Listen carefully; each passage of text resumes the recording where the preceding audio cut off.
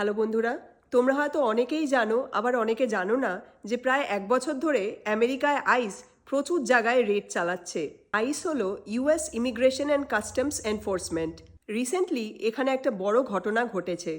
আমেরিকার মিনিয়াপলিস সিটিতে 37 বছর বয়সী একজন ভদ্রমহিলা যার 3টি বাচ্চা আছে, ওনার আইস অপারেশনে গুলি লেগেছে এবং উনি মারা গেছেন।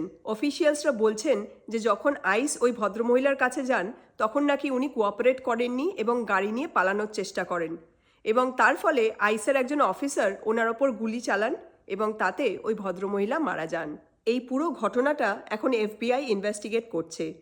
আজকের এই ভিডিওতে তোমাদের সাথে এই ঘটনাটা শেয়ার করার একটাই কারণ, সেটা হলো এদেশে কোনোদিন কখনো যদি আইস বা পুলিশ বা কোনো ল এনফোর্সমেন্ট অফিসার যদি কাউকে ধরেন, তাহলে ভয় পেয়ে প্যানিক করে দৌড়ে পালানো বা অফিসারের সাথে ঝামেলা করা বা অফিসারের সাথে তর্কাতর্কিতে জড়ালে পরে সেটা কিন্তু পুরো সিচুয়েশনটাকে আরও খারাপের দিকে নিয়ে যেতে পারে।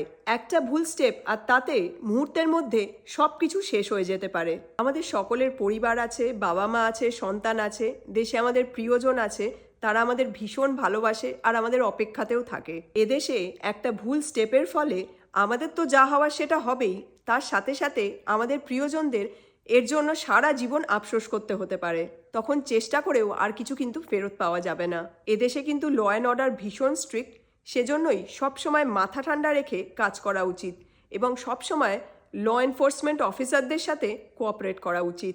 না হলে একটা ছোট ভুল কিন্তু মুহূর্তের মধ্যে সব কিছু শেষ করে দিতে পারে। এই ইম্পর্টেন্ট ইনফরমেশনটাই আজকের মোমেন্টসে তোমাদের সাথে শেয়ার করার ছিল। তো যাই হোক, তোমরা সবাই খুব ভালো থেকো, সুস্থ থেকো, সাবধানে থেকো।